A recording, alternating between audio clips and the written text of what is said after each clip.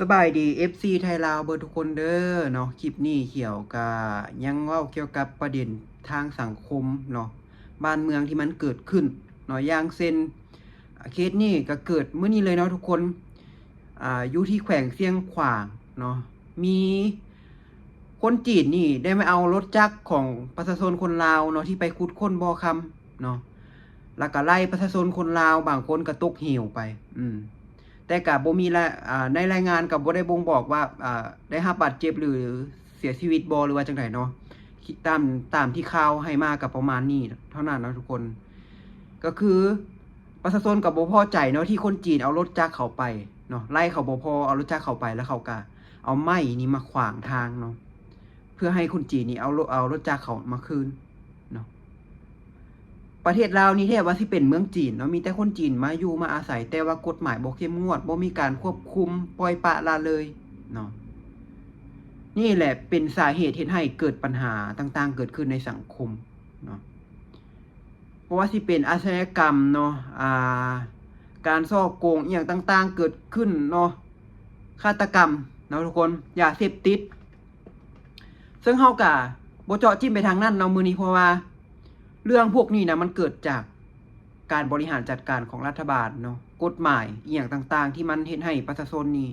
ได้รับความเดือดร้อนเต็มๆเนาะบ่มีอ้อมค้อมนะทุกคนเรื่องนี้มันเกิดขึ้นกับรัฐบาลเพราะว่ารัฐบาลได้รับผลประโยชน์จากคนจีนพวกนี้เนาะคนลาวบ่ได้รับผลประโยชน์เขาก็บ่ได้ใส่ใจเนาะส่วนคนจีนได้รับผลประโยชน์เขาได้รับผลประโยชน์จากคนจีนเขาก็ซอยเหลือคนจีนเนาะเขาบ่ได้สนใจว่าประชาชนที่อยู่สิกินจังใดเนาะจุดประสงค์อย่างเดียวของเขาคือเงินเนาะเขาโกยเอาแต่เขาอย่างเดียวนะประชาชนคนลาวนี่เฮ็ดจังได๋เนาะเฮาจิได้ขายชาติเนาะขายชาติให้เท่าเทียมกับรัฐบาลเนาะเฮาจังสิรวยคือรัฐบาลเนาะเฮาต้องฟ้าวขายชาติให้ทุกคนเนาะ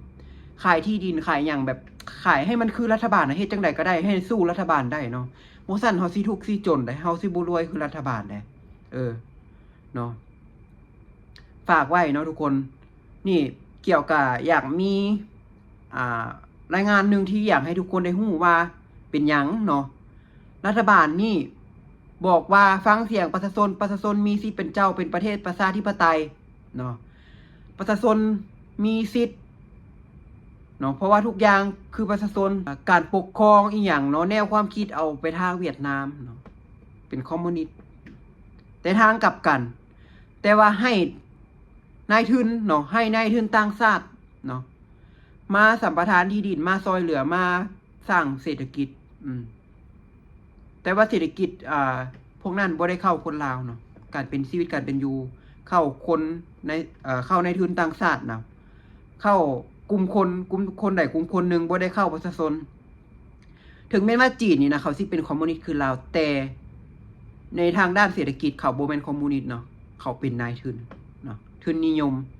ป่านั้นว่าสั่งเนาะสั่งทุนนิยมแต่ว่าอาศัยทุนนิยมซึ่งรัฐบาลลาวนี่นะปล่อยปละละเลยเกี่ยวกับเรื่องพวกนี้เนาะจนเฮ็ดให้ประชาชนนี่อยู่บ่ได้เนาะประเทศประชาธิปไตยเนาะประชาชนมีสิทธิ์ปากเว้าคิดเขียนแต่ในทางกลับกันมันเฮ็ดบ่ได้มันเว้าซื่อๆเนาะอย่างคำเว้าของท่านทงรุ่นนี่ฟังก่อนเนาะข้าพเจ้าว่าฟังประชาชนเด้อตัวนี้นะ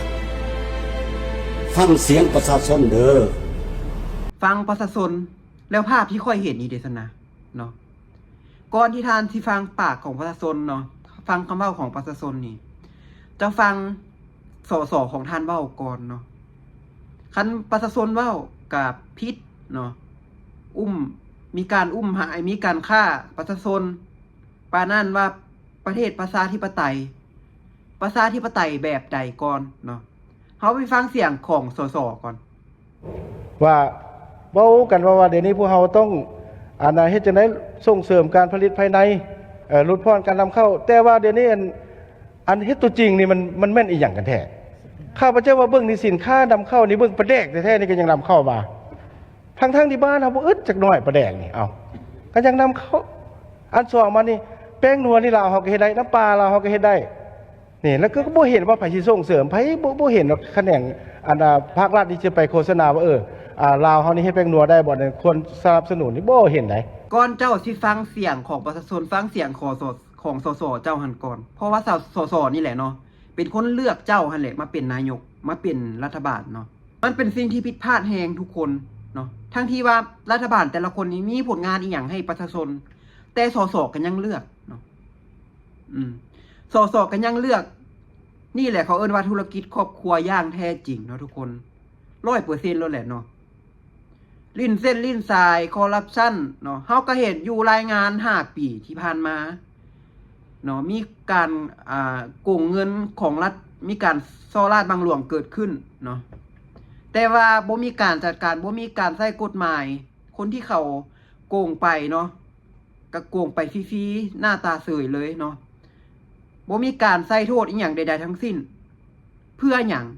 แล้วก็บ่ฮู้เลยว่าเป็นไผเป็นคนโกงฮู้แต่ยอดซื่อๆว่าเท่านั้นเท่านี้โกงไปเท่านั้นเท่านี้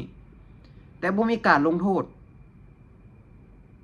คนลาวคิดเห็นจังใดถ้าหากประเทศเฮาเป็นจังซี่เนาะมีวิธีแก้ไขจังใดลองคอมเมนต์มาเบิ่ง